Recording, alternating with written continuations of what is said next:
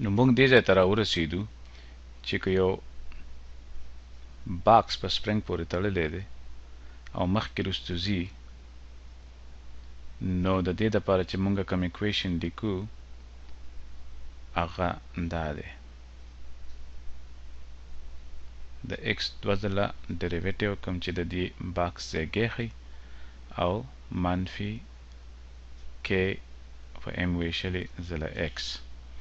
او د دې نه بیا مونږه د دې اکویشن نه مونږ ویل چې د دې سلیوشن دی یعنی د دې ځای د وخت په هره لحظه باندې د ټول نغت ځای څومره لري د خپل تولې د ځای نه ځي او کوساین او په دغه سکویر روټ k په m x ځله t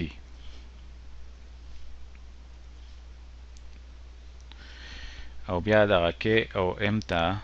مونږ ویلی دي چې دغې ته به یو نوم ورکو اومیګا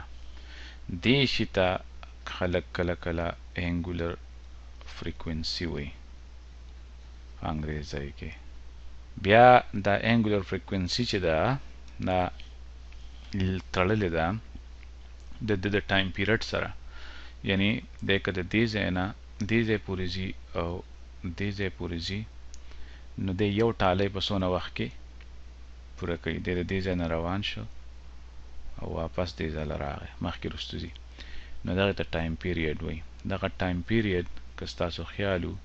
دا د اومیګا پورې تړلې ده په دې طریقه باندې او په دې باندې بیا مونږه مثالونه وکړو بل یو څیز دی چې هغې ته فریکوینسي وایي یعنې دا انګولر فریکوینسي ده اومیګا بل یو شی دی چې هغې ته فریکوینسي وایي وړوکی اف او دا برابري د یو په ټایم پیریډ باندې ویشنې یعنی ټایم پیریډ چې دی دا هغه څومره سیکنډونه لګي چې دی د خپل یو ځای نه روان شي او واپس هغه ځای ته راشي دغې ته خو ټایم پیریډ وایي په سیکنډونو کې مونږ کچ کوو لکه چې ټایم دی فریکوینسي څه ته وایي فریکوینسي دې ته وایي چې دی په یو سیکنډ کې څومره ټالی پوره کوي مطلب دا کېدای شي نیمه پوره کړي مثال په توګه که د ټایم پیریډ 2 سیکنډ دی مطلب دا شو چې دی د دې ځای نه روان شي او واپس دلته راورسي نو 2 سیکنډه پکې لګي نو د دې فریکوینسي به دا یو دا به نیم په سیکنډ ویشلې یعنی د نیمه ټالی پوره کوي په یو سیکنډ کې د مثال په توګه که د ټایم پیریډ چې کوم دی هغه نیم سیکنډ دی څه مطلب دی دغه پوره ټالی په نیم سیکنډ کې وهي نو د فریکوینسي به بیا ټایم پیریډ په یو ویشلې دا به شي 2 یعنی دا به 2 ټالی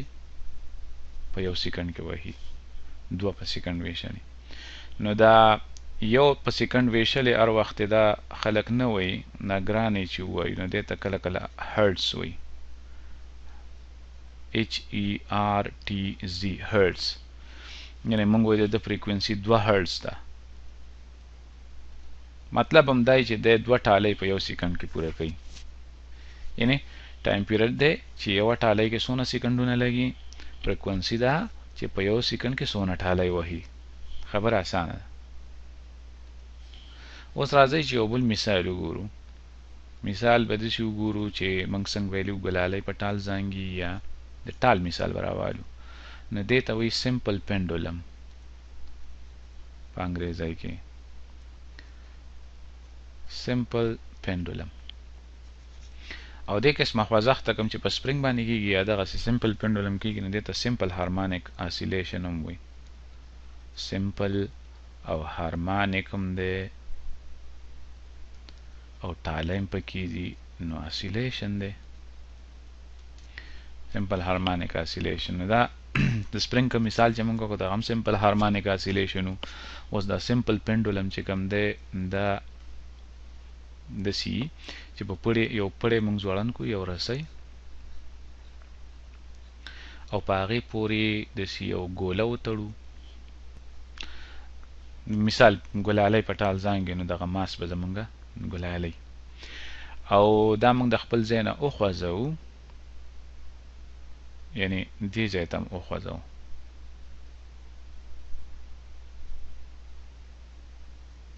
ګلالۍ هم ټېله ورکړه، جوټه ورکړه. نو چې دا دلته رااله نو دې د خپل اولینی ځای نه کومه دا د تولې ځای دی دې سره یو ګوټ جوړ کو. د دې ځای نه د مثال په توګه دا په دې لاره باندې ځي راځي، دلته ځي او دلته ځي بره. نو دا د وخت په یو لحظه باندې هر ځای کې کېدی شي. نو موږ به په دغه ځای واخلو چې مثال په توګه دې ځای باندې ده. موږ سره نور څه نشته، صرف د نیوټن قانونونه دي، نو بس د هغې نه به کار واخلو. نو دا چې کله په دې ځای باندې ده نو موږ به دې ته وګورو. د نیوټن قانون خو دا وایي چې ټول زورونه راجمع که او د هغې نتیجه به دا وي چې ماس سره اکسلریشن برابر وي، کوم چې ټول زور دا خبره کوي. نو راځئ چې وګورو په دې باندې کوم زورونه دي. به دغه رسۍ پې زور لګي او ځمکې په ښکته راکاږي، نو په دې باندې یو زور د ځمکې پلو دی چې هغه همیشه د ام ځله جی برابر وي، او رسۍ په یو زور لګوي نو رسۍ خپل دغه پلو راکاږي د رسۍ په اړخ کې، او هغې ته موږ ټینشن ویلی دی. اوس دغه زورونه نه په یو اړخ کې دي او نه د یو بل په چپه دي بیخي. نو موږ له پکار دي چې دا داسې دوه اړخیزه چوکاټ ورته ورغو، خو یا په دواړه په یو اړخ کې د دې ایسې او یا د یو بل په چپه وي. نو راځئ چې دلته ورته یو چوکاټ ولګوو. موږ به خپل وای اکسس چې کوم دی د چوکاټ وای اړخ چې کوم دی هغه په بره واخلو دلته، او د چوکاټ ایکس اړخ چې کوم دی هغه به ښي لاس کې واخلو. نو په دې کې اسانه خبره دا ده چې موږ د ټینشن دا کوم زور چې دی نو دا په دوه حصو باندې وویشو. نو د ټینشن چې موږ د وای په اړخ کې کومه حصه جوړه کړو دا موږ مخکې هم کړي دي، نو دا حصه د ټي ځله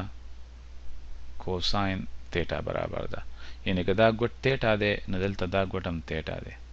دا تاسو ته پته. او د دې ټینشن چې کومه په ایکس اړخ کې کومه حصه ده دا، یعنی دا ټینشن دا زور چې دی دا د دوو نه جوړ دی. نو دې حصې ته وایي ټي ساین تیټا. اوس به داسې وکړو چې دا ټي ساین تیټا به ښکته راولو، راوبیخویو چې موږ ته پته لګي چې دا زور په دغه باندې لګېدلی دی، په ماس باندې لګېدلی دی. نو دلته به یې جوړ کړو، دغه زمونږ ټي ساین تیټا زور دی. سمه ده. اوس ټي کوساین تیټا نو دغه ټینشن ته اوس ضرورت نشته، ځکه چې دغه موږ د هغه په حصو کې تقسیم کړو. یو ټي کوساین تیټا دی او یو ټي ساین تیټا. اوس ټول زورونه یا په وای اړخ کې دي او یا په ایکس اړخ کې دي. نو په ایکس اړخ کې راځئ چې ټول زورونه راجمع کړو. ایکس اړخ دلته به ورته ولیکو، په هغې کې موږ سره صرف یو زور دی ټي ساین تیټا، او نیوټن دا ویلیو چې دا به برابري د څه، دا به برابري د ماس ځله اکسلریشن په ایکس اړخ کې. وای اړخ ته وګوره، په وای اړخ کې دوه زورونه دي، ټي کوساین تیټا په بره دی په دې اړخ کې، وای په اړخ کې، او ام جي چې کوم دی نو هغه د نیګیټیو وای اړخ کې دې اړخ کې دی. نو موږ به ټي کوساین تیټا کمه والو او ام جي به چې کوم دی هغه به منفي والو، ځکه چې دواړه یو بل په چپه دي. دا به برابري د ماس ځله اکسلریشن په وای اړخ کې. نو د دې مطلب دا شو چې موږ ته نه په وای اړخ کې اکسلریشن معلوم دی، نه په ایکس اړخ کې اکسلریشن معلوم دی، او نه راته ټینشن پته ده چې په دغه وخت کې ټینشن په رسۍ کې څومره دی. او ټینشن خو په مختلفو ځایونو کې کېدی شي مختلفې، څنګه چې مخکې موږ ویلي وو. دې باندې مخکې موږ مثالونه کړو. مطلب مې دا دی چې دا ټینشن چې کوم دی نو دا په دې ګوټ پورې اړه لري. نو موږ وایو دا ټینشن په تیټا باندې ډیپینډ کوي. نو دا خو ډېره ګرانه خبره ښکاري چې دا دوه ایکویشن د یو بل پورې نښتي دي، ځکه چې دغلته هم دې ته وایي کپلډ ایکویشن، ځکه ورته وایي یعنې یو بل پورې تړلي دي. دلته هم ټینشن دی او دلته هغه ټینشن دی، دلته دغه ګوټ دی دلته هغه ګوټ دی، او دا جدا اکسلریشن دی دا جدا اکسلریشن دی خو دغه سیزونه یو بل پورې تړي دغه یو ګوت دی چې هلته او دلته دواړو کې راځي ټینشن نو دا به دواړه یو ځای سال کول غواړي نو د دې دپاره چې خبره ځان ته اسانه کړو دا اکویشن به دوباره ولیکو اوس په دې ځای کې مونږ یو اپراکسیمیشن چې د انګریزي کې هغه به وکړو مونږ وایو که دا ګوت ډېر غټ نه یعنی دا ماس مونږ د خپل ځای نه یا دا ګلالۍ د خپل ځای نه ډېره لرې لرې نه زانګي وړې وړې جوټې وهي یعنی دا تیټه چې کوم دی دا چې مونږ په ریډینس کې واخلو نو دا د یو نه ډېر وړوکی دی ریډین نو په ریډین کې چې دا تیټه د یو نه ډېر وړوکی دی نو مطلب دا دی چې په ډیګرو کې دا ګوټ چې دی دا د 5 ډیګرو نه کم دی یا تر 10 ډیګرو پورې یعنی مونږ دا چې کوم اپراکسیمیشن کوو دا به سمې خوري بیا داسې وشي چې مونږ ته دا پته ده چې د وړوکي ګوټ دپاره دا ساین تیټه چې کمي کله چې ګوټ ډېر وړوکی نو دا ساین تیټه نږدې نږدې د تیټه برابري او دا کوساین تیټه کمي نو دا نږدې نږدې د یو برابري نو د مثال په توګه زه به دلته تاسو ته وښیم په کلکولیټر باندې راځئ چې واخلو تیټه 5 ډیګري او د دې واخلو ساین نو یعنې د 0.996 برابر دی یعنی تقریبا د یو برابر دی اوس مونږه دا ریډینس ته واړو او دا ګوټ چې کوم دی نو دا مونږه یو واخلو یو ریډین د دې په ساین واخلو نو دا تقریبا د یو برابر دی یعنی ساین د اینګل چې کوم تقریبا دغه ګوټ په خپله برابر دی راځئ چې نور هم د وړوکی کړو د یو ریډین نه 0.2 به واخلو ریډین د دې به ساین واخلو دا مونږ سره 2 برابر دی یعنی ګوټ هم مونږ سره ګوټ چې څومره وي نو ساین هم بس د هغې برابري تقریبا نو دې نه بیا دا وشي چې دا لومبی اکویشن چې کوم دی دا به مونږ دوباره ولیکو د ایکس د اکویشن نو دا به مونږ سره شي ټي ضله تیټه به برابر شي د ماس ضله اکسلریشن په ایکس اړخ کې او په دې وای اړخ کې به زمونږ دا اکویشن شي ټي منفي ام جي به د ماس ضله اکسلریشن شي په وای اړخ کې نو دا خو یو اپراکسیمیشن شو بل اپراکسیمیشن چې مونږ کولی شو نو هغه دا دی چې کله دا د خپل ځای نه زیات نه خوځي دا پینډولم دلته وګوره نو دی په ایکس اړخ کې د خپل ځای نه دومره خوځېدلی دی خو په وای اړخ کې بیخي ډېر کم خوځي یعنې ډول خوځښت په دوران کې دی په وای اړخ کې بیخي ډېر کم خوځي د خپل ځای نه یعنې په بره ښکته باندې ډېر کم ځي راځي مخکې وروستو ډېر ځي راځي او په بره ښکته باندې ډېر کم ځي راځي د دې مطلب دا شو چې په وای اړخ کې د اکسلریشن چې کوم دی نو هغه تقریبا مونږه د پامه غورځولی شو یعنی دا اکسلریشن چې کوم دی دا پکې صفر کولی شو نو دا وای دا دویم اپراکسیمیشن نو دا وای اړخ کې چې کوم دی که اکسلریشن مونږ صفر کو نو دا ګس خلاص به زیرو شي نو دا ټینشن په دې ټول خوځښت په دوران کې تقریبا د ام جی برابر دی نو دا زمونږه دغه اکویشن چې کوم دی دا ډېر ګران دي چې دغسې مونږه سلیوشن راوباسو نو د هغې دپاره مونږه دا اسانتیاوې په ګوته کوو یعنې مونږه داسې خوځښت ته ګورو چې په هغې کې ټالۍ ډېره غټه نه وهي لږ خوځي د خپل ځای نه 15 درجې ګوټ جوړوي 10 درجو پورې نو زمونږه دا کوم حساب کتاب چې دی نو په دې کې به ډېره غلطي نه وي اوس مونږ کوم ځای ته ورسېدو نو مونږه په ایکس اړخ کې دې ته ورسېدو چې د ټینشن ضله تیټه دا د ماس ضله اکسلریشن برابر دی په ایکس اړخ کې او په وای اړخ کې مونږ دې ته ورسېدو چې ټینشن بیخي د ماس ضله د ګریویټیشنل اکسلریشن د وزن برابر دی د ګلالۍ نو د دې مطلب دا شو چې دغه برنۍ اکویشن دا یو مونږ داسې لیکلی شو ځکه چې د دې دویم اکویشن نه پکې مونږ دا ټینشن د ام جي برابر ولګو چې ام جی ځله تیټا دا د ماس ځله اکسلریشن برابر دی په ایکس اړخ کې. اوس په ایکس اړخ کې چې کوم اکسلریشن وي نو هغه مونږ لیکو د ایکس اړخ دوه ځله ډریویټیو. سمه ده؟ نو زمونږ سره دغه اکویشن دې ته راورسي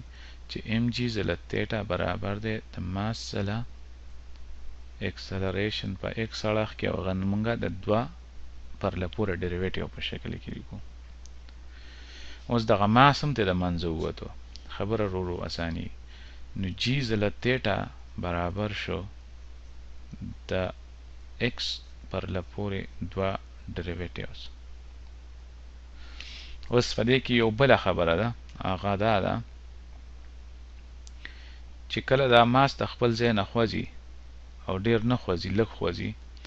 نو د ده را ایکس اړخ چې کوم دی نو تقریبا موږ سره د دې پړي د اوږدوالي ځله تیټا برابري. یعنې راځئ چې هغه بل تصویر ته بیا لاړ شو. که دلته ستاسو خیال وي نو د ده دا ایکس اړخ چې کوم دی، دا ایکس اړخ دا چې په ایکس اړخ کې څونه تللی دی، نو دا د دغه پړي د اوږدوالي ال ځله ساین تیټا دا د ایکس برابر دی، ال ځله ساین تیټا د ایکس برابر دی. خو تیټا موږ ډېره وړه اخیستې ده، نو ایکس برابر دی ساین تیټا د تیټا برابر دی تقریبا نو د ال تیټا برابر دی. د دې مطلب دا شو چې که ایکس پکې موږ د ال تیټا برابر ورواچو نو دا به شي دوه پرله پورې ډریویټیوز د ایکس او ایکس د ال تیټا برابر دی. دغه به شي ال خو یو فکسډ نمبر دی، ټاکلی نمبر دی، د رسۍ اوږدوالی دی. نو د دې مطلب دا شو چې دا دوه ډریویټیو شو. اوس موږ دې ځای ته راورسېدو چې جی ځله تیټا برابر دی د ال ځله ډي ټو تیټا او ډي ټي سکویر. اوس په شروع کې تاسو ته ما یو خبره ونه کړه او هغه دا ده چې که ستاسو خیال وي نو دا ټي ساین تیټا چې کوم دی دا زور، دا داسې یو زور دی چې دی خپل واپس د دې تولې ځای ته راوستل غواړي. نو که دا ماس د خپل ځای نه ښي لاس ته وخوځي نو دا زور ګس لاس دی، او که دا ماس ګس لاس ته وخوځي نو دا زور ورباندې ښي لاس دی. یعنې دا زور د زیږي د بدلون په چپی. نو دې د وجې پکې مونږه دلته یو نیګیټیو ساین ولګو. سمه ده؟ نو د دې دپاره د اخره کې دغه ساین به مونږ سره په هر ځای کې را رواني، او چې دغه ساین هر ځای کې را رواني دغه نیګیټیو، نو بیا به مونږ سره اکویشن چې کله دې ته راوځي مونږ ته پر دې ته راورسي. سمه ده؟ نو اوس مونږ سره اکویشن شو چې دا دلته پکې یو نیګیټیو ساین دی، یا دلته یې غاړې ته ولیکه. نو اوس مونږ سره دوه ځله د تیټا ډریویټیو چې کوم دی هغه برابر دی د منفي جی په ال ویشلې ځله تیټا. نو مونږ ټوله خواري چې په سپرینګ باندې کمه کړې ده نو هغه به اوس دلته زمونږ په کار راشي. د سپرینګ دپاره چې زمونږ کوم اکویشن و هغه دا و چې د ایکس دوه ځله ډریویټیو دا برابري کې په ام ویشلې ځله ایکس. راځئ چې دا اکویشن ورسره خوا په خوا ولیکو. د تیټا دوه ځله ډریویټیو برابري جی په ال ویشلې ځله تیټا، یعنی دلته ایکس دی، د هغې دوه ډریویټیو دي، نو دلته تیټا ده، دلته کې په ام ویشلې منفي او دلته جی په ال ویشلې منفي، دلته ایکس دی، دلته تیټا. دغه مره فرق دی پکې، نور پکې هیڅ هم نشته. او چې د دې اکویشن څنګه سلیوشن دی نو دغسې به د دې اکویشن سلیوشن، د دې اکویشن سلیوشن ایکس و. ایکس مونږ په دې باندې لیکلی و چې ا ځله کوساین اومیګا ټي، او اومیګا زمونږ برابر و د کې په ام سکویر ویشلې. نو بس مونږ به دغه ځان ته کاپي کو، دغه مونږ به وایو چې x دا د ټایم په بڼه مونږ داسې لیکلی شو ځکه چې دی دغه قانون مني، یعنې دغه ایکویشن تابعداري کوي، د دغه ایکویشن منونکی دی. نو دغه ایکویشن او د ایکویشن کې خو هیڅ فرق نشته، صرف x پکې مونږ په تیټا باندې بدل کړی. نو تیټا به خامخا د x په شان، یعنی د a په ځای باندې پکې مونږ تیټا ور واچو او بیا کوساین ځله اومیګا ټي. اوس دلته د اومیګا به سره برابري، نو د مونږ دې ایکویشن ته وګورو د x، نو اومیګا د k او د m د ویش سکویر روټ منفي پکې مونږ نه اغستی. نو دغسې د تیټا دپاره به دا د g او د l سکویر روټ وي. نو اومیګا مونږ سره د g او د l سکویر روټ، یعنی کله چې ټال زانګي په شرط د دې چې ټاله یې ډېره غټه نه وهي، نو د ده انګولر فریکوینسي به برابري د ګریویټیشن اکسلریشن او د هغه ټال څومره اوږد دی په هغې باندې به یې وویشو او سکویر روټ به یې واخلو. د دې مطلب دا شو چې د ټال چې کله ټالی وهي او د دې ځای نه او د دې دواړو پوینټونو په منځ کې ځي راځي، نو دی چې د دې ځای نه روان شي دلته لاړ شي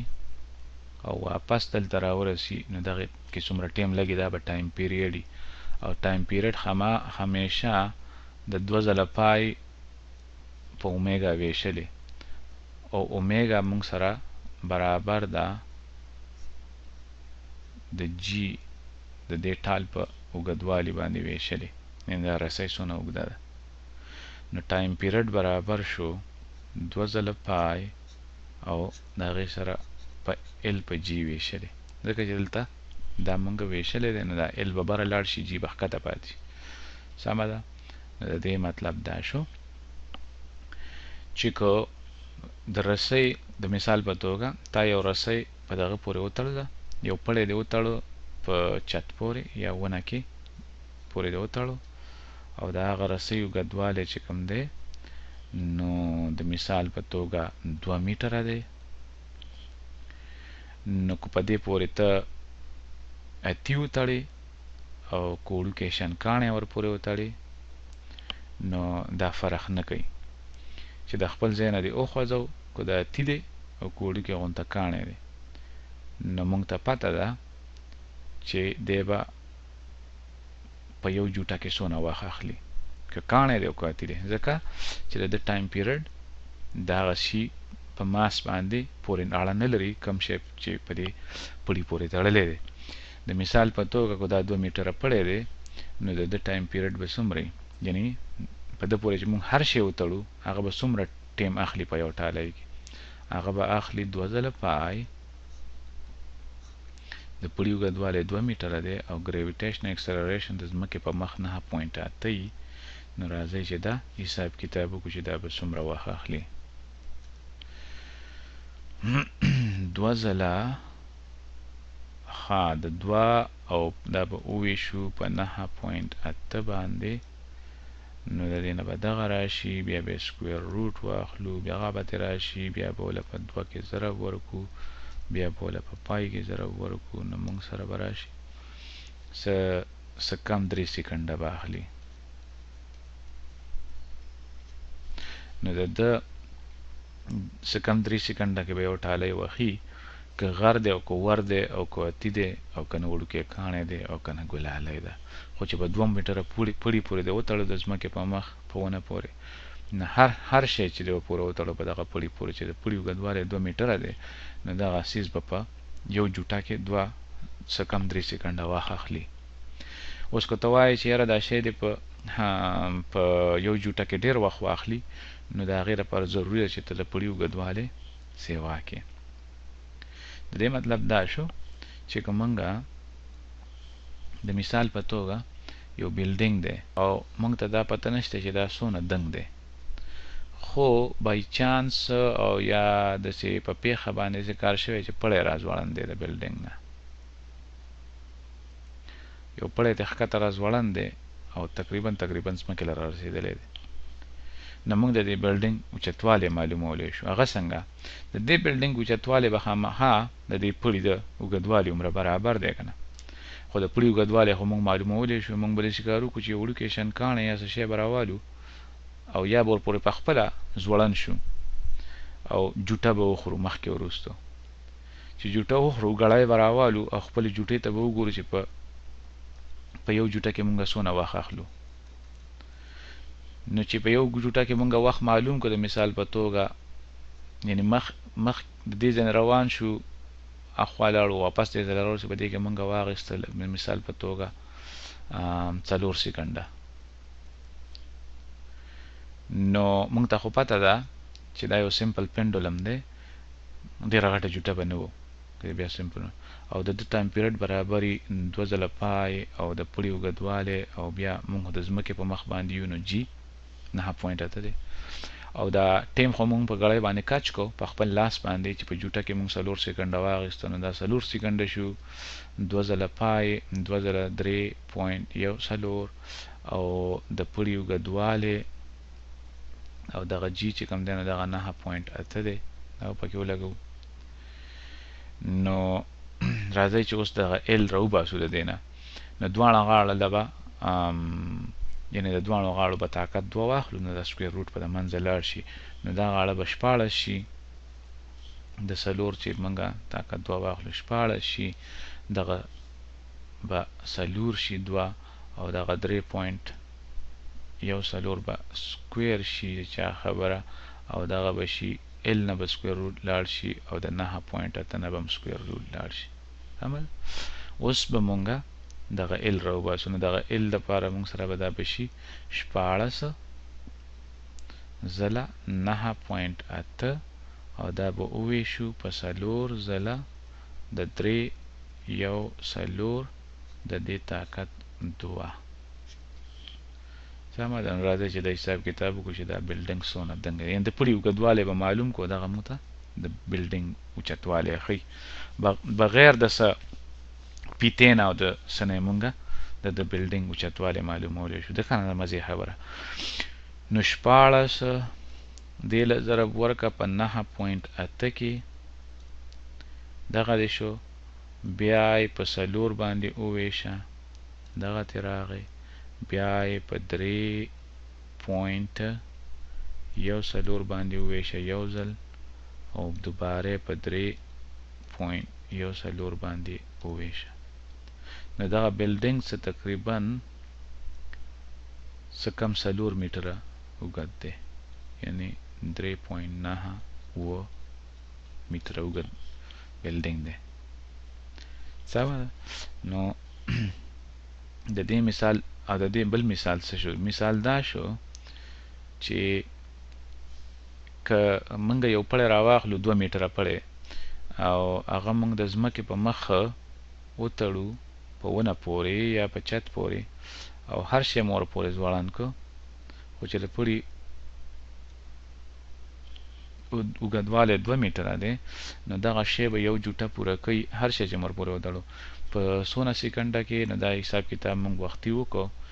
څه کم 3 سکنډه کې ما په خیال او 2.8 سکنډه کې د ځمکې په مخ نو د ځمکې په مخ دلته د ځمکې په مخ د موږ په کورونو کې هر ځای کې چې ځمکې په مخ باندې به 2 میټره رسۍ پورې چې ته هر شی وتړې نو هغه به یو جوټه پوره کوي په څه کم 3 سکنډه کې اوس دغه 2 میټره پړی چې کوم دی نو هغه که ته یو اسټروناټ له ورکړې څوک چې سپوږمۍ ته ځي او ته وایې چې بهي صاحب دا 2 میټره پړی درسره واخله او چې سپوږمۍ ته ورسې نو هلته یې په څه پورې وتړه او څور پورې وتړه نو او بیا یې وګوره چې دا څیز به څومره وخت کې یو ټالی پوره کوي په سپوږمۍ باندې به دی څونه وخت دی نو ټایم پیریډ خو برابري د 2 ځله پای د دې پړي اوږدوالی او بیا ګریویټیشنل acceleration and the gravity acceleration خو د ځمکې په مخ 9.8 دی خو دلته په سره زه لوکیشن اس وکم ځکه یو سپوږمۍ چې کوم د سپوږمۍ په مخ چې د شي نو ګریویټیشنل acceleration هغه د ځمکې نه کم دی تقریبا شپږ ځله کم دی د مثال په توګه ما په خیال شپږ ځله کم دی نو الته ګریویټیشنل acceleration چې کم دی هغه شپږ ځله کم دی نو دا به څومره وخت کې یو ټالی پوره کوي نو 2 ځله پای د پړي اوږدوالی 2 میټره دی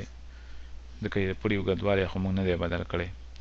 او بیا 9.8 خو په ځمکه یو د هغه شپږ ځله کم کا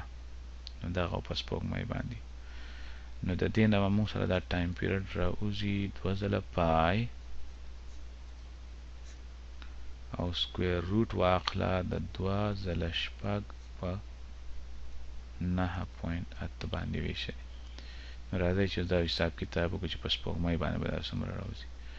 نو 2 ځله شپږ دا خو 12 شو بیا یې وویشه په 9.8 باندې دا موږ سره دغه شو د دې سکویر روټ واخله بیا وله په 2 کې ضرب ورکه او بیا وله ضرب ورکه په پای کې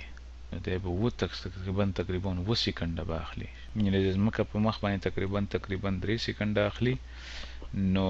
د سپوږمۍ په مخ باندې په تقریبا 7 سکنډه اخلي چې یو جوټه پوره کوي ما په دې مثالونه کې مطلب دا او چې سمپل پینډولم چې څه ته وایي یا ټال چې کوم دی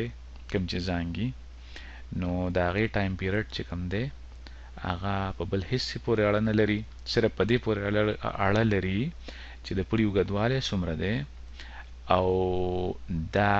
ته په کومه سیاره باندې دا زنګوي که ته د ځمکې په مخ باندې دا زنګې رازنګې نو د ده ټالی به یو وخت اخلي او که نه د سپوږمۍ په مخ باندې دی وزنګاو نو دی به بیا لږ ډېر وخت اخلي که نه دغه ته لاړې د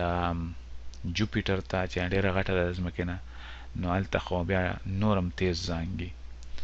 یعنې دغه 2 میټره پړی که تا د جوپیټر په مخ باندې وزنګاو څه شی دی ورپورې وتړه نو د ځمکې په مخ څخه تقریبا 3 سکنډه اخلي هلته به د جوپیټر په مخ باندې جوپیټر د ځمکې نه غټه ده نو هلته به د تقریبا داسې وګڼه چې 1 سکنډ یا د 1 سکنډ نه هم کم وخت اخلي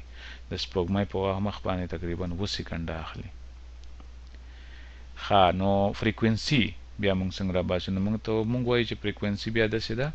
ټایم پیریډ دې ته وایي چې په یو ټالی کې څومره سکنډونه لګي او فریکوینسي دې ته وایي چې په 1 سکنډ کې څومره ټالی وهلی شي